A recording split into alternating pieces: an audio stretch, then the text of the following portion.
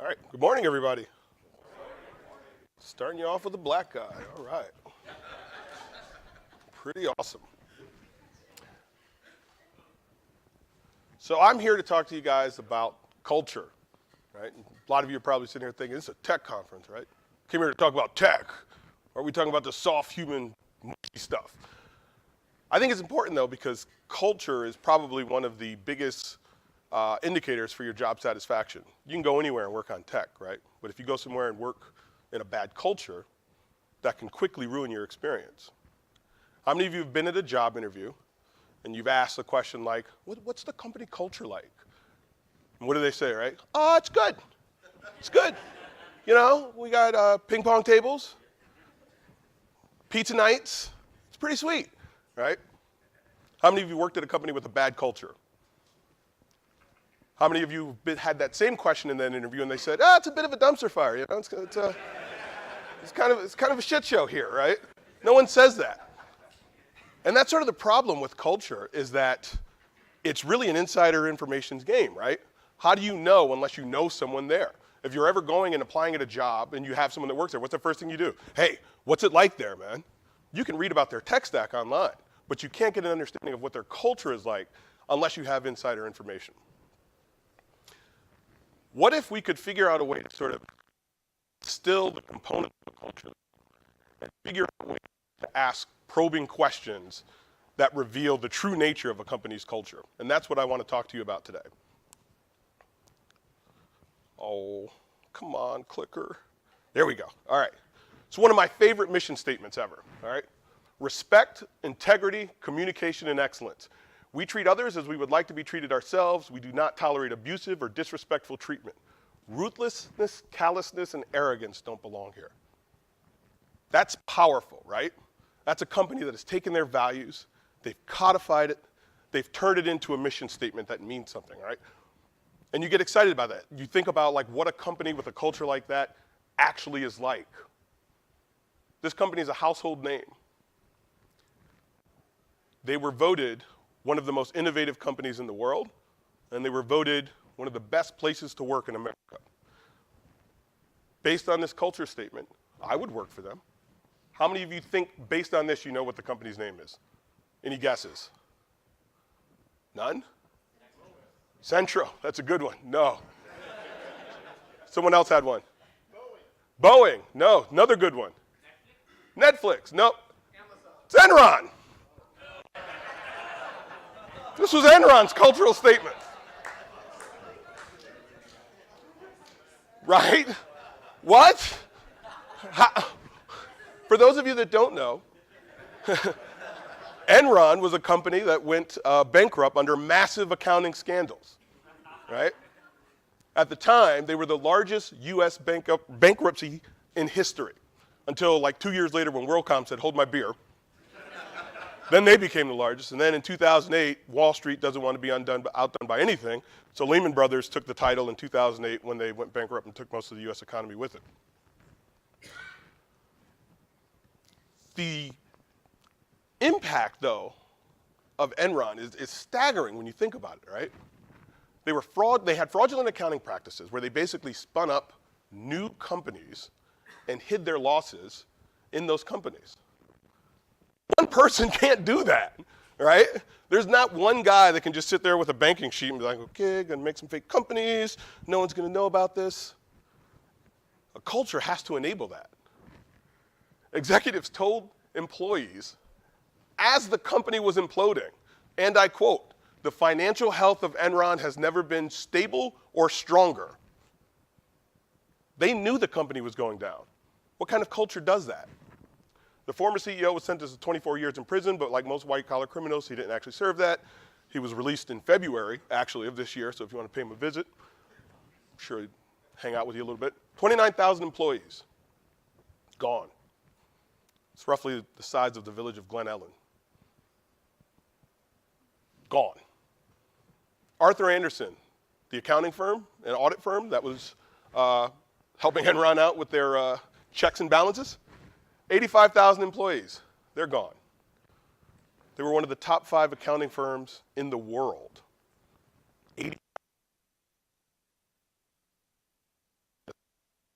and you think about the dramatic difference between what we state and what reality is, it's painful. It's painful to think about. And it's easy in tech. I'm informing you all now. You work in tech and you live in a bubble. The economics of tech are completely and radically different than the rest of the world. You may stop and think like, oh, all right, company goes under. I'll just get a new job, right? There's 6,000 open software developer positions in Chicago alone. So yeah, you can move around, but this goes beyond just getting a new job. People lost their life savings, their nest eggs. The executives literally locked out the 401k program so that people couldn't sell their retirement shares that they had invested in Enron. Stock went from $99 a share to 3 cents. There were some employees that said, I could never trust another company again. So it's more than just getting a new job, right? These things have huge impacts. And on that happy note, hi, good morning. Right? I swear, it goes up from here. My name is Jeff Smith. I'm the Director of Production Operations at a company called Centro. Yeah, we are a gold sponsor, so come and see us. In production operations, we're basically responsible for a lot of the day-to-day systems administration, but we try to broaden that viewpoint and we say we want to be responsible for all of the technical operations. So production, CI/CD pipelining, DevOps practices, all of those fun things. I've been there about 3 years. It's been a great ride. For those of you that don't know Centro, we're probably one of the best kept tech secrets in Chicago. It's a wonderful place to work. We are a digital media services company that is transitioning into a software as a service solution provider. So for an industry that's completely automated in ad tech, right? Digital bidding, dynamic ads, all of that stuff. The actual process of managing ads is incredibly manual. Excel rules the world. It's dark. So what Centro is trying to do is streamline that workflow process with our tool Basis. So we're developing, it's a Ruby on Rails app. It's got a bunch of Java backend processes, things like that. A lot of interesting problems to solve. But basically, we're trying to distill that advertising workflow into something that resembles 21st century technology, right? We're one of the top 10 spenders in digital media nationally. Lots of brands, plenty of brands that you probably know, work with, eat at, things like that. So like the other 6,000 open positions, we're also hiring. So if you're interested, feel free to come see us at the booth. So culture, we've been talking a lot about culture, but we haven't really defined it, right? It's one of those soft, fuzzy, nebulous things, but not really, right? There's an actual definition. It is a set of shared values, practices, and beliefs that distinguishes one group of people from another. Culture is transmitted through language, stories, material objects, rituals, institutions, and art from one generation to the next. It's a mouthful, right? But it makes sense. Now, this definition is really talking about a societal view of culture, right? But all of these same rules actually still apply even for your organization, even for your teams, right? There are different levels of culture. How many of you have worked at a company where a team has a slightly different culture than the rest of the organization, right? Yeah, it's like, man, the culture's a dumpster fire, but man, that team, I like working with them. If I could just deal with them all the time, it'd be great. I'm not saying anyone says that about my team, just it's possible. The one thing that doesn't translate quite as well is the idea of generation, right? But when we think about it, generations exist in companies too. How many of you left a company, then 2 or 3 years later, Mark, you hook up with someone from that company, you go into the office and you're like, God, I don't recognize anybody here, right? That's generation happening within the organization, right? Everything has moved on. But how does a company's culture persist or maintain if people are coming and going on a regular basis? How do you codify that? How do you make it self-replicating? So this is sort of a mouthful definition. I like a very simpler, much more basic definition. Your culture is the behaviors that you reward and punish, period. Everything that Enron said about their values, everything they said that they don't tolerate that they were actually doing, right? It boils down to this. If you reward behaviors, they're going to replicate. If you punish behaviors, they're going to slow down, maybe not stop, but it'll be culturally unacceptable to perform those things, right? And we have that same issue in America, right? When you look at behaviors that we sort of reward and punish, think about things like the tax code. We like home ownership. Buy a house. We'll give you tax breaks for it. We don't like things like cigarettes. We tax cigarettes. Why? Because it's a behavior that we don't value. So we want to sort of dissuade you from doing that. Organizations do it as well, although sometimes they're just not as open, honest about it, right? Because a politician, no one's going to give a politician grief for taxing cigarettes to make better schools. That's just a shitty argument, right? Man, you're not going to let me kill myself smoking cigarettes so you can educate kids? So what are the components of a culture? It starts with values. What are the values of the organization? What's important to them? What's rewarded? Rituals. How do you celebrate? What do you do to celebrate? How do you learn? Does your organization have an oral tradition, right? Nothing's documented anywhere. It's like, well, I talked to Bob the other day, and he gave me basically a 20-year history of the company. The economics. There's an economic model at play in all of your organizations. It's subtle, but it's there. And we'll talk about how we identify it and what we can do about it. And then language. How do you communicate? What's your dialect? Every company has a dialect, right? They have these phrases that people use over and over again. And when you first get there, you're kind of like, man, this is like a cult, right? Everyone talks the same. It's a little weird. So we'll start with values.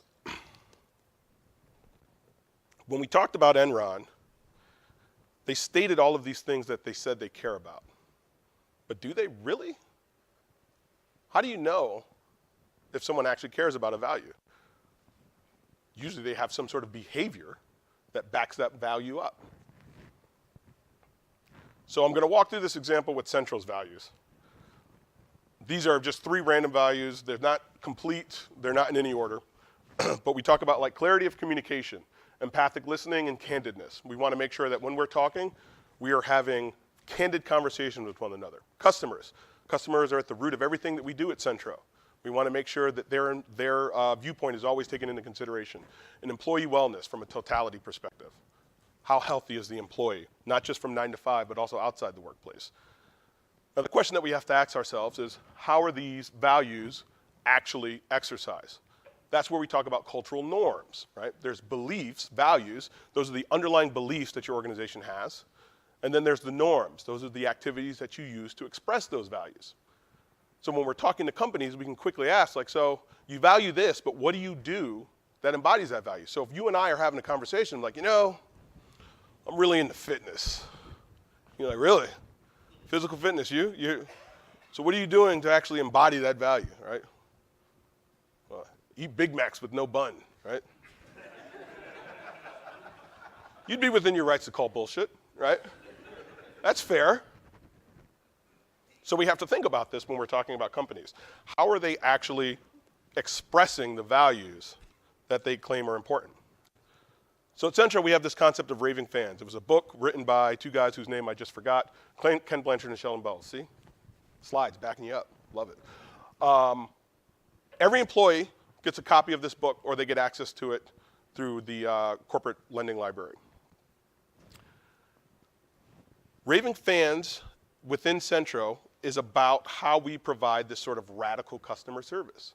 But we have to embed it into our systems. We have to embed it into our human systems within the organization. So one of the things that we do are rituals. So we invite every customer that we have to submit a raving fan nomination if they get excellent customer service.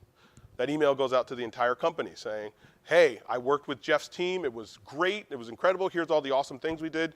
And we celebrate them together as an organization. What does that do? Well, that shows like, hey, we reward this stuff, right? Then after all of those are done on our quarterly all-hands call, everyone gets to vote on all of the different raving fan nominations. And then again, we celebrate those people on the all-hands call in front of the entire company. And then the one with the most votes gets some sort of prize at the end. That's how we back up and say, like, this is how we're putting our money where our mouth is. Our customers are important to us, and this is what we do to sort of show that. So again, it's about embedding these norms, these rituals, and making sure that they're expressing your comfort values. Norms and values don't always line up, though, right? If we're talking about having a work-life balance, it's hard to do that and then do 8 p.m. deploys only, right? Because everyone knows that that sucks. But we're talking about work-life balance. That's important to us. Why are we doing 8 p.m. deploys? Maybe we need to invest time and energy to figure out how we can do 2 p.m. deploys when everyone's here. I remember at a previous job, funny story, I was on a Sev1, there was a huge outage. My wife is traveling. I'm with the kids, right?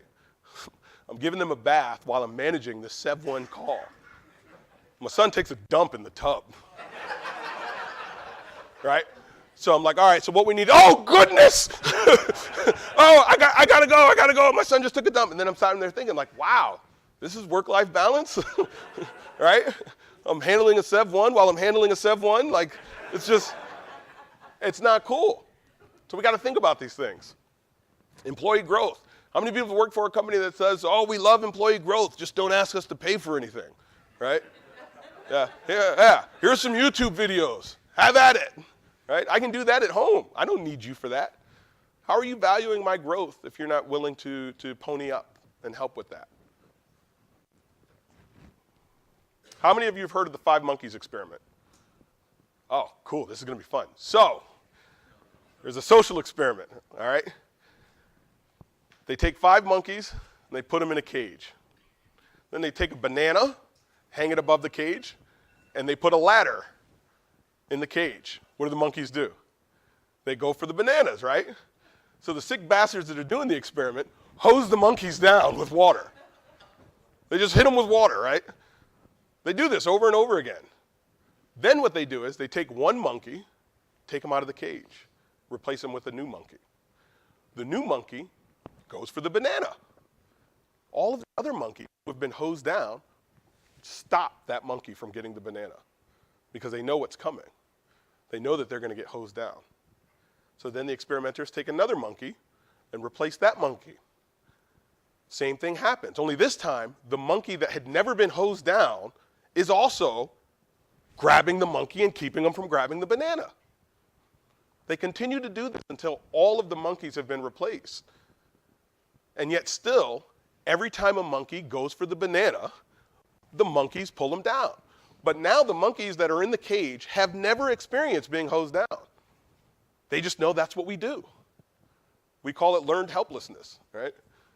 It's this action that's like, if we could talk to the monkeys, they would probably say, it's just the way shit's done here, right? It's just how we do it, right? We just don't let people get bananas. I don't know why.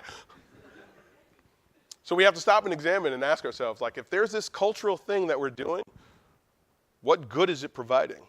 What value is it adding? How does it talk to our values? And if we can't answer that question, we have to ask ourselves, well, why are we doing it? I'm sure each of you probably have examples that you're thinking of right now. You're like, damn, that change management meeting. We always say yes. Why don't we just skip it, right? Everyone's got that pain point. So the question you can ask in your interview when they say, oh, here are our values. We value freedom of thought and expression. Okay, that's great.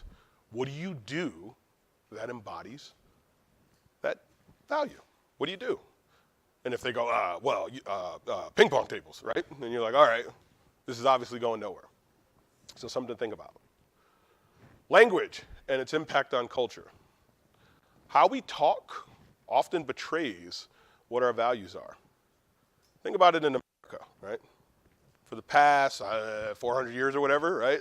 I would say that there's probably been something that we could describe as an equality problem between men and women, right? And how does that represent itself in our language? What's the default pronoun? He, always, right? Even if gender hasn't been specified, we say he. Or guys, that's another big one, right? Guys. It's culturally accepted, right? It's a reflection of our values. Now that's starting to change. Now people are consciously trying to mix up their pronouns when we're not specifying a specific gender. And that's good, that's progress, but it sort of reflects how language betrays what our actual values are. How many of you watch the show New Amsterdam? Oh, thank you, someone. I love this show, right? It's another medical drama, right? You tearjerker. Not that I cry, but I hear it. Some people have. New Amsterdam is about this guy, Max. He takes over as the medical director for this hospital, New Amsterdam, and he wants to turn it around. He wants to change the culture. He wants to make it focused on the patient, and he wants to focus on helping people and making success. He has a catchphrase that he uses all the time. You know what it is? How can I help? How can I help? He says it all the time. How can I help? How can I help? That language is so powerful, and it's got to be deliberate by the writers because it's more than just the actual phrase, right? Because the one thing he's saying is obviously, literally, how can I help you? But the other thing he's doing when he says that is he's becoming vulnerable, right? He's in service of you. He's saying, hey, look, I'm the medical director, but I'm still willing to do whatever I can to help you succeed. How many of you would love that from your management or your senior management, right? If you could talk about a problem, they would say, how can I help? You're like, oh, I got a list of ways that you can help. The other thing is he's not robbing the person of their agency. This isn't my problem, right? It's your problem. I'm willing to help, but I'm not going to shoulder this burden for you. You own this problem, but I'm willing to assist with you. And that's huge. Because how many times have you brought up a problem to management and they say, all right, I'll figure it out. And you're like, no, that's not what I wanted. I've got a plan, and it's better than yours, right? I know what I'm doing. You haven't been in the trenches in decades. So how can I help is like great language because it just says so much and so little. It's beautiful. It also embodies the values of the hospital. We're trying to help. We're trying to make things better. We're trying to improve. So we'll do a little thought experiment, right? You guys are developers, right? And you need access to production database, right? Because developers always need access to production for some reason. Me being the good prod ops guy, you come to me and you say, hey, Jeff, I need access to production. Hell no. No, you don't get access to production. Why not? Well, this has happened to me before, this has happened to me before, this has happened to me before. I start giving you a laundry list of reasons why, based on my own subjective experiences, right? But I'm not trying to solve your problem. I'm trying to solidify my position. And no matter what you come up with, I'm going to come up with another reason why we can't do it. But at my team, we try to turn that on our head. We try to be conscious of it because we've all been bastard operators from hell before, and we want to be better than that. So we try to change the phrasing. We have this concept of yes, but. When someone comes in with a request, we say yes, but we need to solve for this, we need to solve for this, and we need to solve for this. That simple turn of phrase, that simple change in language changes your perspective because now instead of coming up with reasons to solidify my position, I'm coming up with problems that we need to solve together in order to fulfill your request. Jeff, I need access to production. Yes, but we need to figure out how you can't make any changes. We need to make sure that you can't impact the production data set. We need to make sure that we have an audit trail of what you're doing. Now we've got something to work on, right? You can even rephrase the question. Jeff, what would it take for me to get access to production? Oh, all right. Let me give a list of reasons and then let's figure it out. Language and how we communicate is huge about cultural values. Change it from a culture of no to a culture of yes, but let's figure it out together. Another thing we talk about at Centro a lot is stories and facts, right? Pamela, I work with Pamela and she's like, yeah, stories and facts all the time. So, brief primer. Facts are objective. If there was a video camera like there is in here, the video camera would record all of the facts.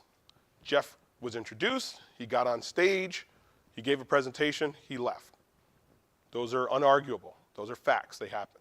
Stories are things that we tell ourselves about facts. And they're usually mixed in with a little of emotion, a little of our own perspective, probably some bullshit that happened in the morning, right?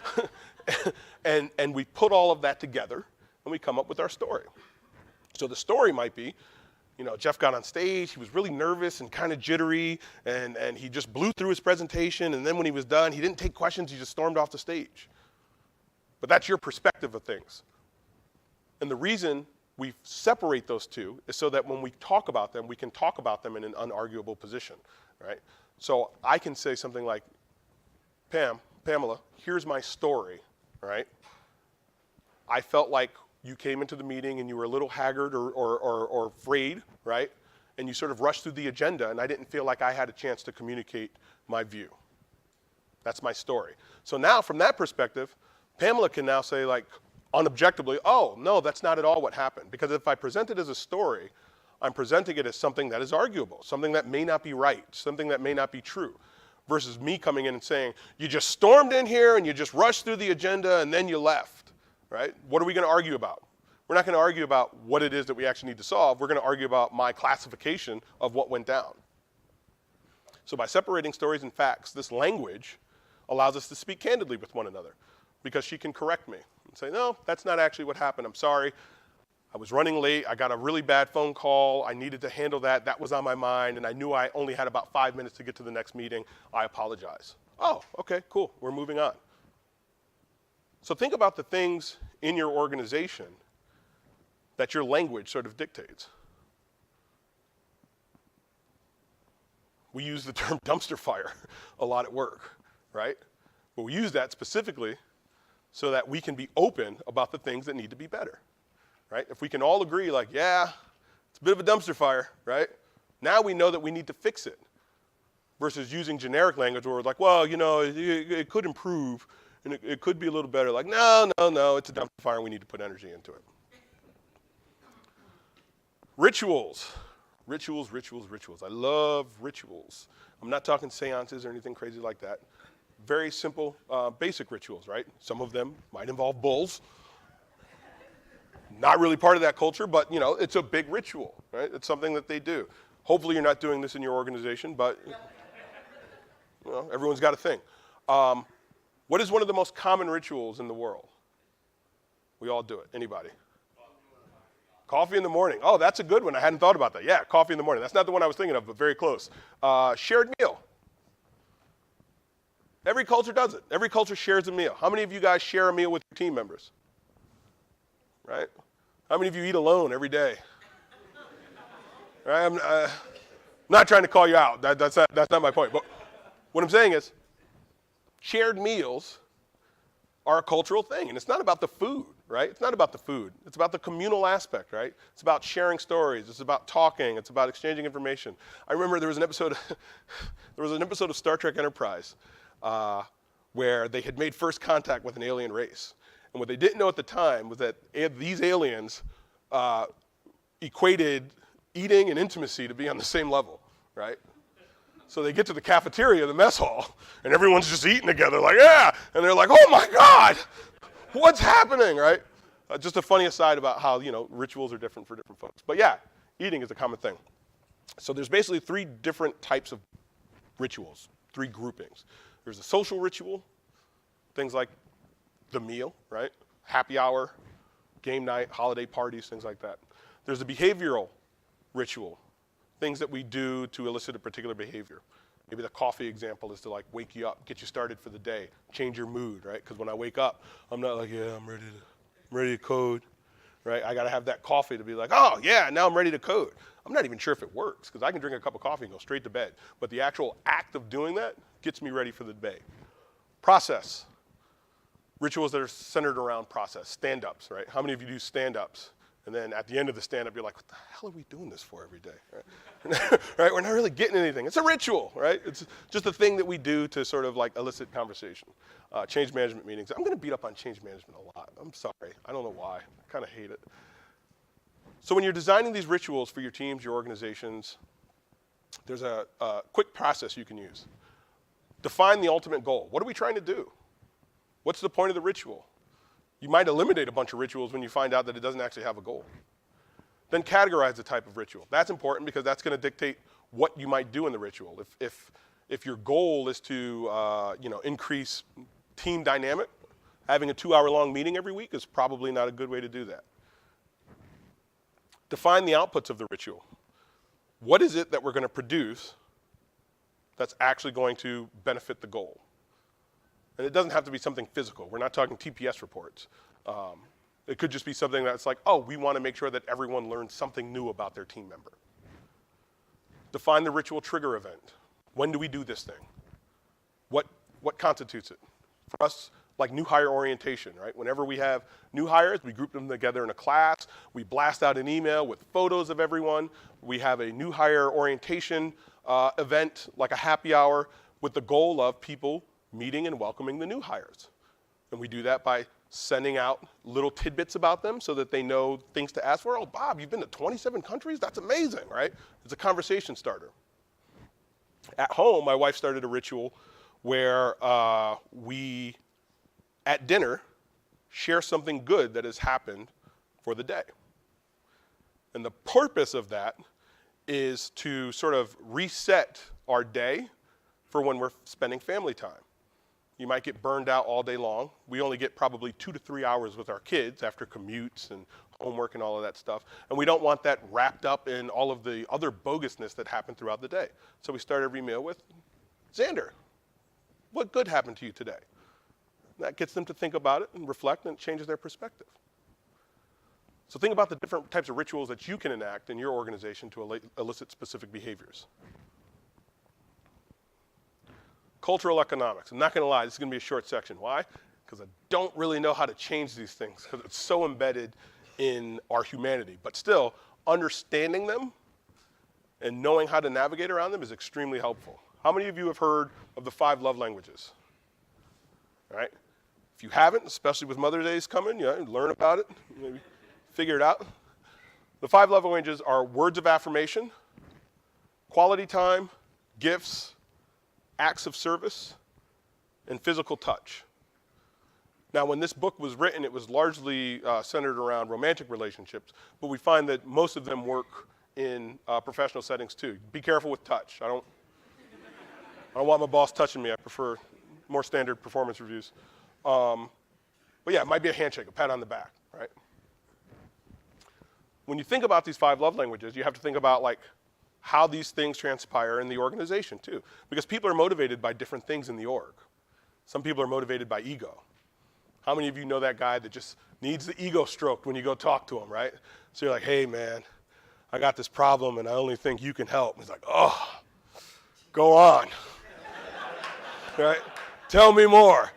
You're like, well man, if you could bail me out of this, it'd be huge. Oh yeah, sure, right? That's the currency, right? That's what you're dealing with.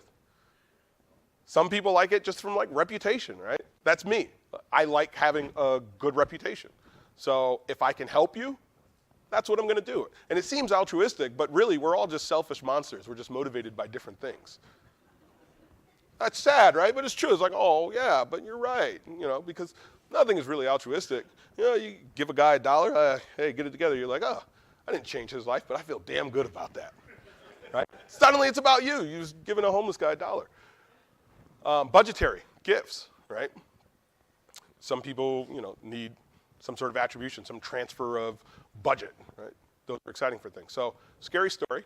I was working at a company, and they had this very weird way of doing things. How many of you worked in a company with a chargeback model? So, chargeback models are basically, I'm IT, but finance uses IT systems, right? So I manage those systems. I take how much it costs to run those. I take the employees. I figure out how much they spend on this, and then I charge that back to the finance group's budget, right? I've essentially become an internal business. So the company I worked for had this model, but they were extra deprived and took it a step up. My group wasn't the only group that provided that particular service. I was on the performance testing team. There were 4 other performance testing teams. Guess what you could do? Shop around. Internally, you could shop around and they're like, oh man, these guys quoted me $35,000. Frank, can you do any better? Yeah, I can do it for 20. What do you think that does? Doesn't create a culture of love and understanding and sharing, right? Hey, Jeff, I heard you had a really cool automation script to set things up and save some time on that. Can you tell me? No, Bob, I can't, because you're trying to take my lunch, right?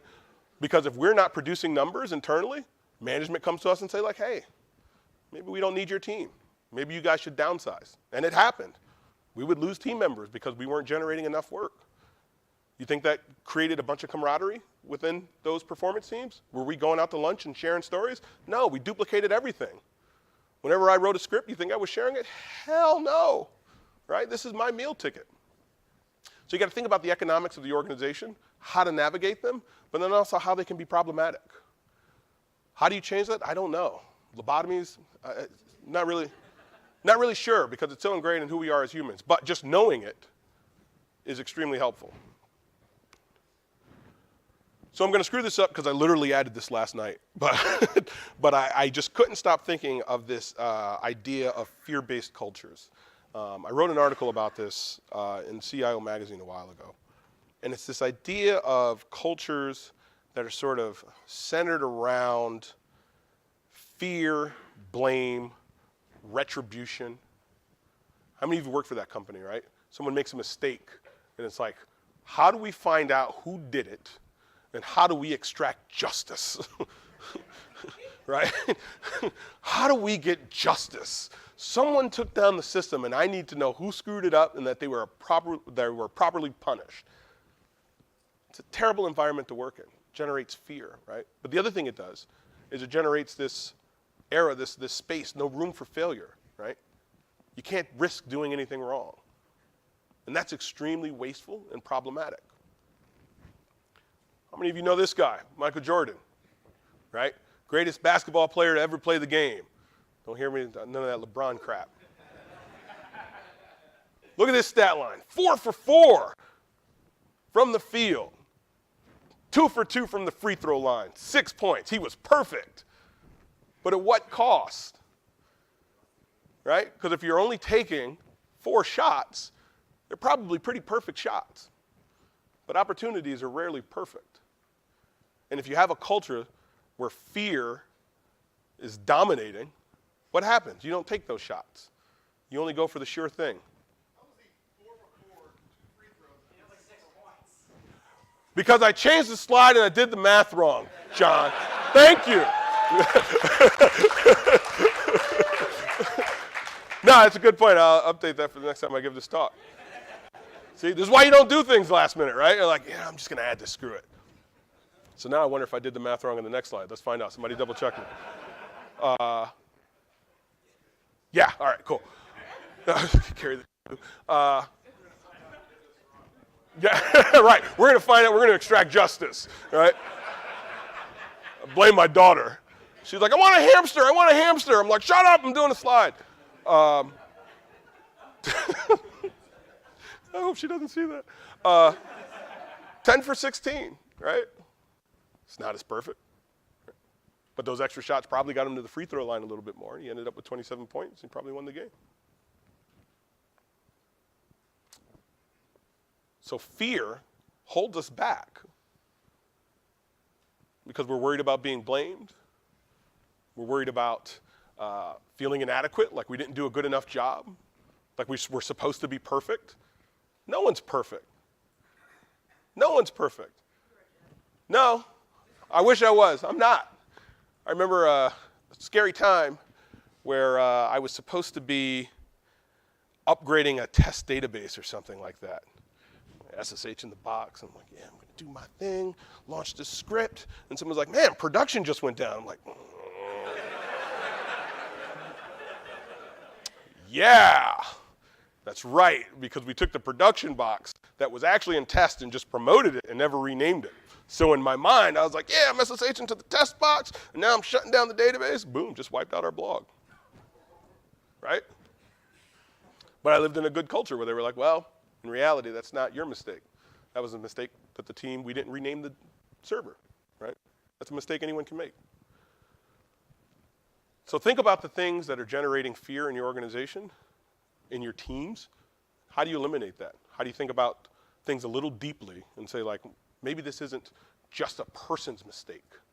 Maybe it's a systematic mistake. Maybe it's the way we're looking at things. Maybe it's we don't rename our freaking test servers after we promote them to production. So, quick recap. Culture is made from language, rituals, economics, and values.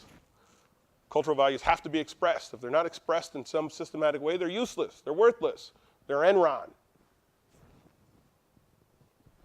Let your language reflect your culture. Think about the things that you say, how you talk to one another, how you communicate, right? I think where it's becoming big is as companies try to transition to remote workers, right? But you haven't really changed how your company communicates, so the remote worker is just out there on an island. People aren't used to using Slack or chat, right? They just turn around and chat with each other. Meanwhile, there's some guy in Des Moines that's like, guys, what's happening, right? I can't do that from here. And then learn your organization's currency. How does your organization sort of pay each other off? What are the things that motivate people? So why does any of this matter? We're at a tech talk, right? We're at a tech conference.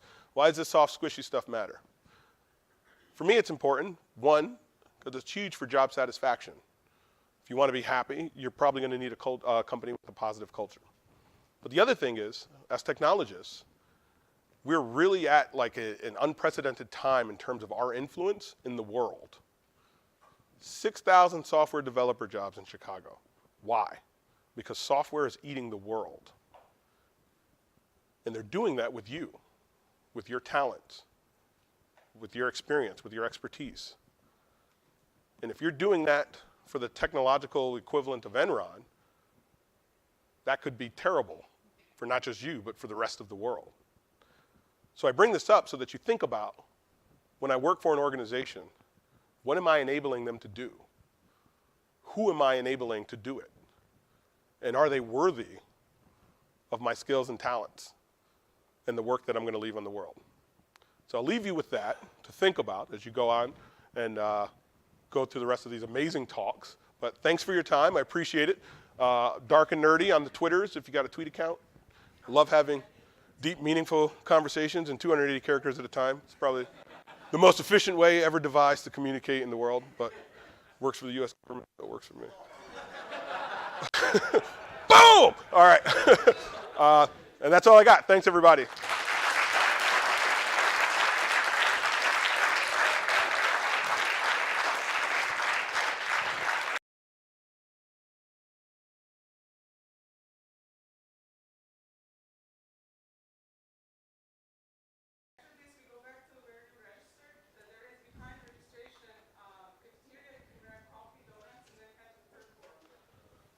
Yeah, so I think we got a few minutes for questions if anyone has any, but I'm more than willing to go get coffee because I skipped it.